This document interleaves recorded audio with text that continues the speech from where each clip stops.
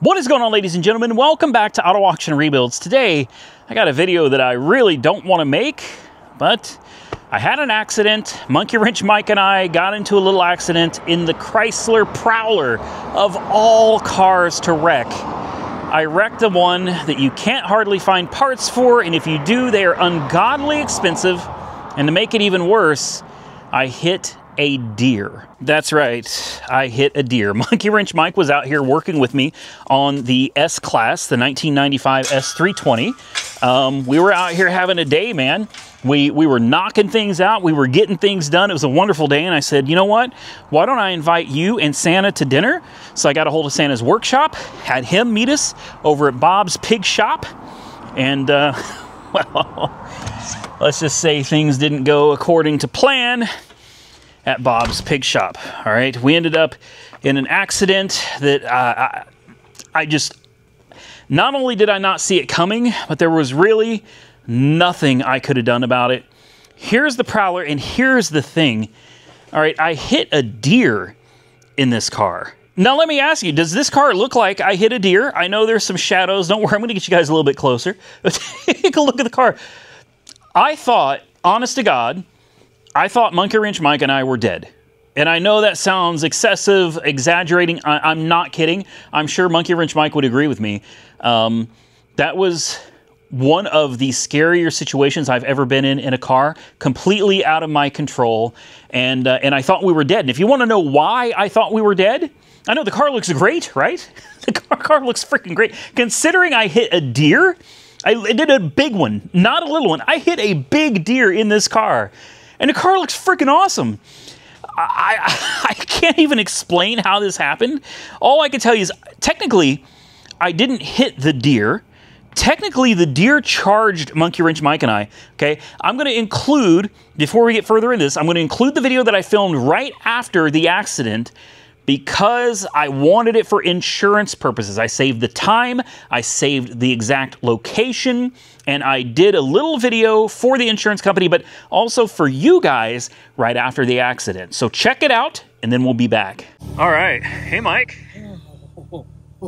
Oh, wow. Did you see your life flash before your eyes? I was curled up. I was ready for impact. Oh, my goodness. Wow. So we're out in the Plymouth Prowler. Let me see if I can get this on video. So there's the skid marks, one there and one there. And they both just kind of go up to here, which is where we ended up locking them up and stopping, somewhere right here. Anyway, we hit a deer. Again. A big one, again. Yeah, he's a big one. He tried to jump? He did. He jumped. Ooh. And let's see if we get some light so I can show you guys. We got some damage to the Prowler here. Start with, like, over here. The fiberglass is broken on this fender. And then he hit up here somewhere. I think that's where he hit. There was some fur kind of in there. I don't know if it's still there or not. But then up the hood, we've got all of this. It cracked the paint. And this is aluminum. Then he's got these, like, maybe these are from his hooves. Hooves, yeah. And it went straight up. Look at all the hair on the windshield. Look at this. Yeah. And look all over. Oh, wow. All over. So this deer literally went, I mean, you can clearly see. Dude, yeah. He went up. He went over my head. Yes. He just over the car. Yeah. And then, unless there's damage I'm not seeing, we'll have to come back in a daylight video. But there's hair on the back. Mm-hmm. He went literally over the entirety of the car. Wow. And it was kind of a graceful, it was like a... Yes. Except for that thump. The thump. That wasn't very... The thump, I knew. Oh. So we're coming around, can you... Shine, I don't know if that light will do any good. Probably not, but that road is a big curve. Mm-hmm. Okay, there's a sharp curve, you come around, and it's not like we were flying through here or anything. Hell, I think the speed limit is 65, but we weren't flying. But we got around the curve, we got up here, and there were a couple deer right over there, yep. 2 of them. And as soon as I saw them, I slowed down, and then out of nowhere, that one just ran, and he came at us. Right at us, yeah. Like he was coming right for us, and that's when I locked him up. Car doesn't have any lock brakes, so we just kind of, and boom. And I thought, we're done. Yeah. Like, in my head, I thought a deer versus an aluminum 2,800 pound or something, Plymouth Prowler, it's over. Yeah. And then we were alive. I was like... Oh, that looked, it was just... And he's gone. Yeah. We searched. Yeah. I was looking for pictures for insurance, of course, because I'm not, you know, I want to be able to prove that this really happened. We went looking, we went up and down, and that deer is gone, so I'm guessing he's all right. He's fine. And the car's all right. I assume it's still drivable. It's nothing but some dents. Now, I can't imagine what a hood costs for this car. Or one of these fenders. Even right here. Oh, it creased it, yeah, and cracked the paint. Yeah. Yeah. Yeah, this worries me because I know the damage is minor, but this is something an insurance company's going to look at, and they're going to be like, no, we're not spending $8,000 for a hood and a fender. Yeah, I mean, it's just dented. I mean, the hood's in rough shape, man. We'll have to check it out better in the daylight, but I wanted to include the original footage from the moment this accident happened so that we've got it. It's documented in case insurance needs it, but we were on our way to dinner. Are you still hungry? I'm still hungry. You want some venison? Yeah, let's get some venison. No, Some venison. some fresh venison. Teach them a lesson. Damn it. He went over the longest part of the car, Yes. too. Diagonal, just right. Yes, that's what, and I think it's good we see this because it's not like there's damage to the front. Yeah. Like I hit him. Yeah. Like you can tell the damage came this way and over. Yeah. He ran right at Yeah. the car. And his eyes. Yes. Oh. All right, well, it's cold. Let's go get some dinner. Okay. There it is. There it was. And no bags deployed or anything, man. That's a good day. Got very lucky on this one. All right, so now we can take a look at the actual damages. And I'll be honest with you, I am surprised. So the deer came at us from an angle, something about like this. Very bizarre. The deer was nowhere near us. The deer was in the yard of a house. All right? I came around a corner. I saw the two deer. And I said, oh, we better slow down just in case. I've lived out here long enough to know how unpredictable deer can be. And I couldn't believe it when the deer darted, but he darted straight at my car, literally. You see this line where my phone is?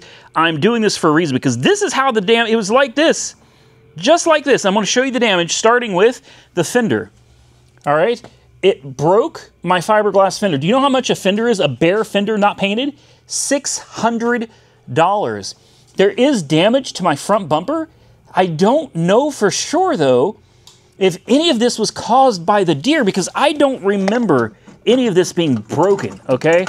And these, like, gashes, I don't remember these gashes being here either.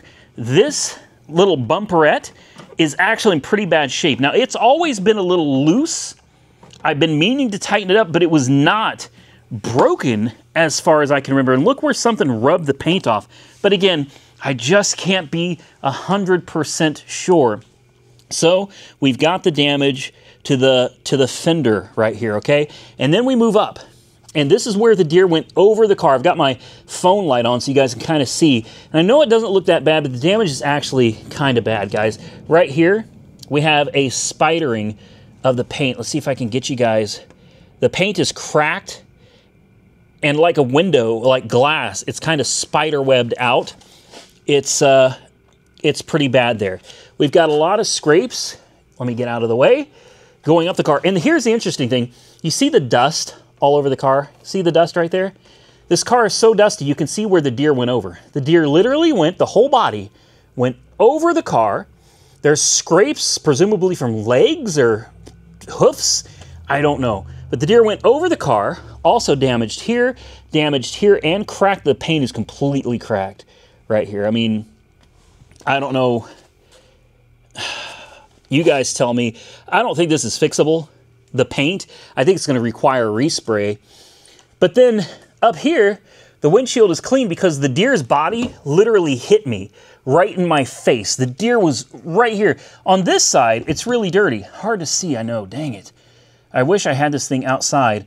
But you can see how dirty it is over here. But look over here where it's clean, and you can see the deer fur. All right? The whole body of the deer, literally, you can see exactly where it hit, right here in my face. I was looking at the deer, and Mike, he got a nice little peek too. I think the deer's balls or something rolled up right there. I don't know, man. I don't know, but the deer went over. We hit it. It hit the windshield, went thump. And that's when I kind of blinked out a little bit. Like, honest to God, I thought, when it hit the windshield, I thought we were just dead. Because I figured for sure that deer's coming right through the window. You know, right through the window, and it's over. But aside from that, that's it. I mean, the rest of the car actually looks fine. Coming back here, I don't really see much. There's a scratch, like right there, a big scratch going straight down the back. There's these weird scratches right here. A little hard to see. Let me see if we can get you.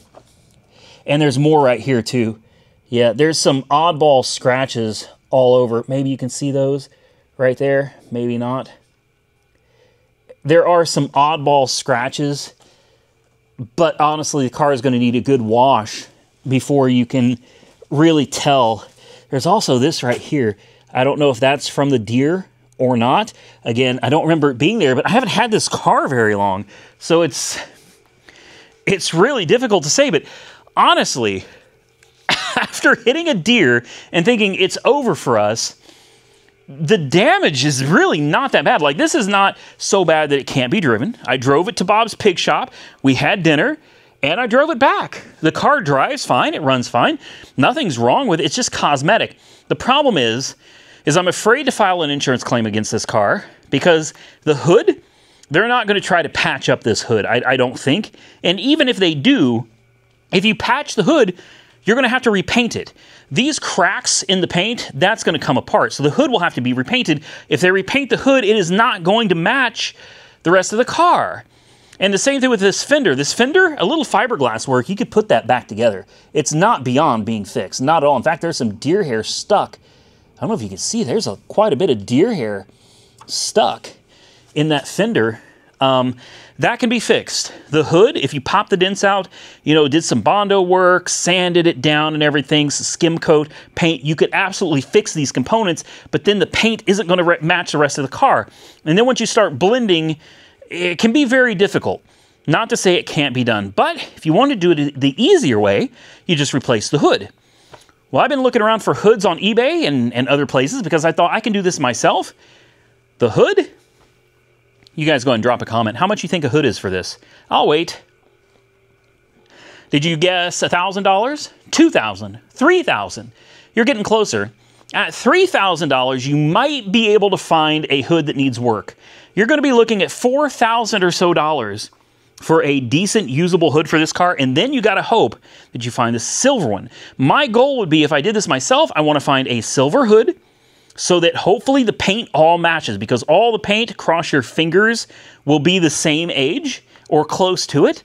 So hopefully the OEM silver should match the rest of the car. Same thing with the fender. You want a fender for this? The bare fender, unpainted new, is $600. You look around on eBay and stuff, you'll easily pay $800 to $1,000 if you can find one in good shape that's silver as well. Parts for this car are incredibly expensive, guys. And why am I thinking of doing it myself? I could definitely file an insurance claim. My deductible would be $1,000. For $1,000, I could file a claim and be done with it. Well, let me tell you the reasons I don't want to do that. It is a pretty rare car, guys, and it's actually kind of valuable. If I file an insurance claim against it, it's going to be on the Carfax report. The Carfax report is going to show that there was accident damage. It may even show that I hit a deer. That is going to take away value from the car. And then I have to fight the insurance company for what they call diminished value. That's right. If you file a claim on your vehicle, you are entitled to diminished value, because any type of an accident that shows up on the Carfax report is going to take away from the value of your car, the resale value of your car. So when you file an insurance claim, you would be very wise to also go after the insurance company for diminished value. So if I have to do this, I'm going to have to file an insurance claim with my insurance company. Then I'm going to have to fight them for diminished value. And then I'm going to have a car that's worth less money because now it's going to show an accident on the Carfax report. I really don't want to put that brand, not salvage necessarily, although that brings me to my next concern, which is If I file a claim and the insurance company determines that getting this repaired at a body shop, if a hood is $3,000, a fender is $600, how much is paint, labor, and body work? You see where I'm going with this? They could actually salvage this car that's not totaled at all. It's literally a little bit of cosmetic damage. They could total it over this. And then that's really going to hurt things. I would buy it back. If they salvage it, I would absolutely buy it back as a salvage car. But now I've got a car. How much is it going to be worth with a salvage title? And then I still have to find the parts and fix it myself. So I am really in a dilemma here. I don't know which way to go. I don't know if I should just fix it myself and leave it. I don't know if I should file an insurance claim, have it salvaged. I could probably buy it back for like 10 grand maybe. I don't know, $10,000, $12,000, maybe $15,000. I don't know. I could buy it back from the insurance company, basically walk away with a little extra money. If I did that, it just depends on how much they're going to pay me out on it. If I did that and they gave me a good number, I could buy the car back and fix it myself. And then I'd have it salvaged, which I could rebuild, and I don't know. Then the car becomes devalued. And the last thing I want is to brand a nice, rare car like this with a salvage title. So help me out here, guys. What's your thoughts on what I should do with this car? Pay out of pocket thousands of dollars, buy the parts, fix it myself, file an insurance claim, risk it getting totaled out, then have to buy it back and go through all the rigmarole of all of that drama. I don't know, man. I really don't know. I love the little car. This is one that I have not been even considering selling, even though I've only driven it maybe 5 times, 6 times. I got a sponsorship from the Prowler store. They sent me a bunch of parts for this that I'm going to need to correct the speedometer. And they actually sent me a lot of other stuff too, so big shout out to them. Maybe I need to reach out to them and see if they have any of these parts in stock. Maybe we could work out some kind of a deal that would work even better for me and maybe work out for them too. That's an idea.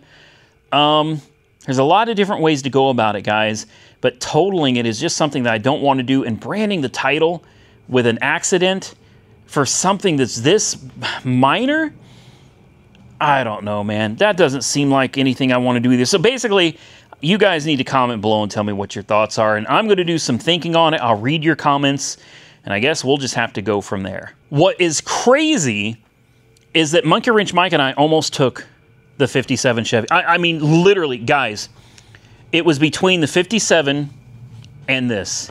I mean, I told Mike, I said, why don't we take the 57? Because we're going into town.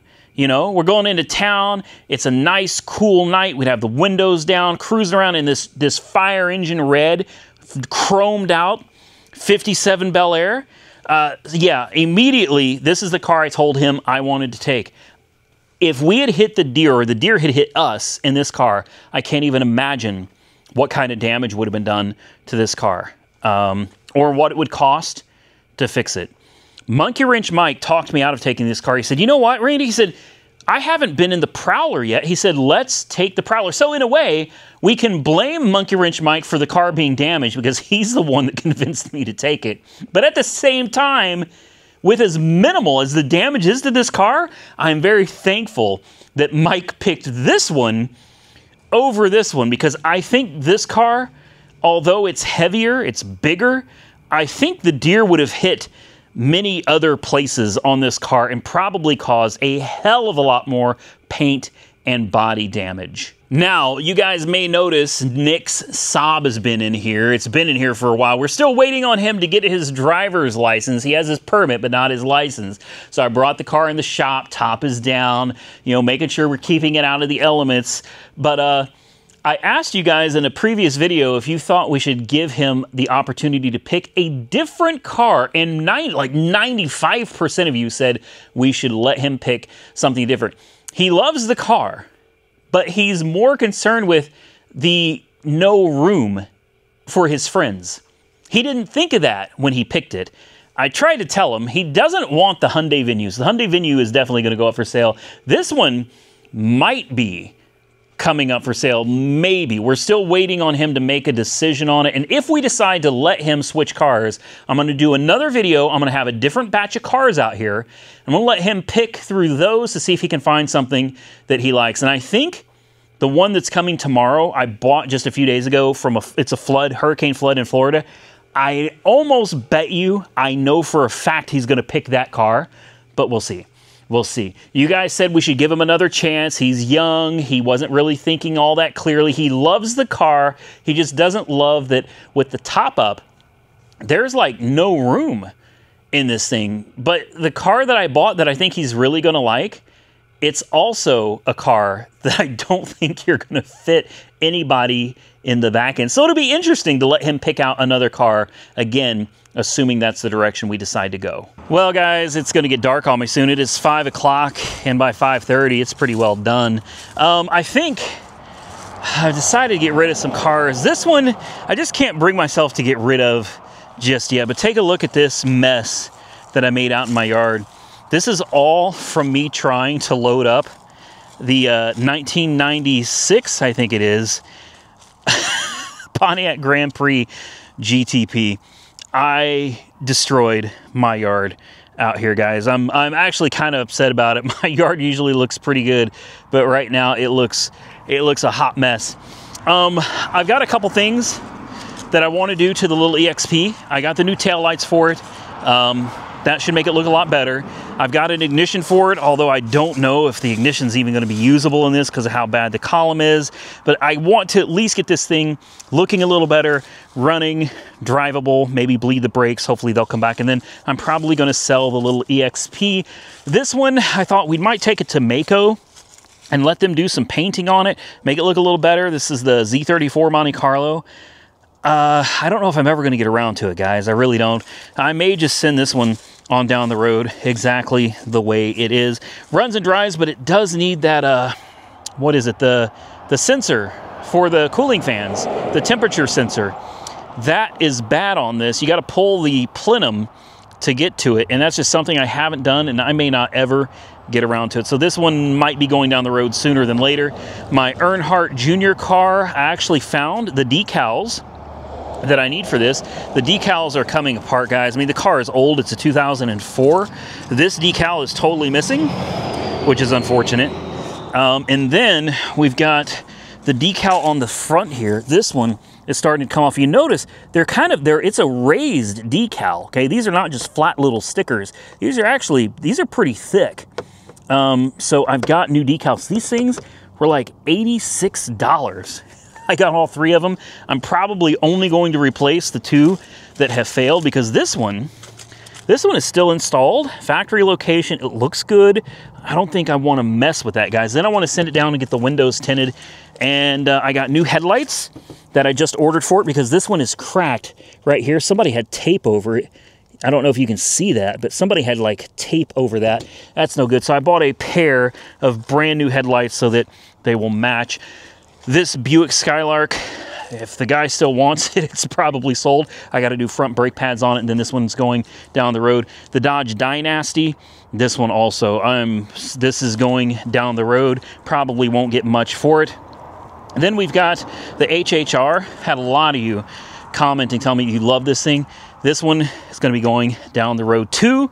Eurovan, we got to fix something. I think I figured out what's wrong with it. I think we're going to be able to fix it for 35 bucks. I bet you guys can guess what the part was in the comments down below. But this one will be going down the road soon as well. Then we've got the Grand Prix GTP. This one, I hate this car. I've got over $2,000 invested in this car. And I've got it listed locally for $1,000, no title. Bill of sale only.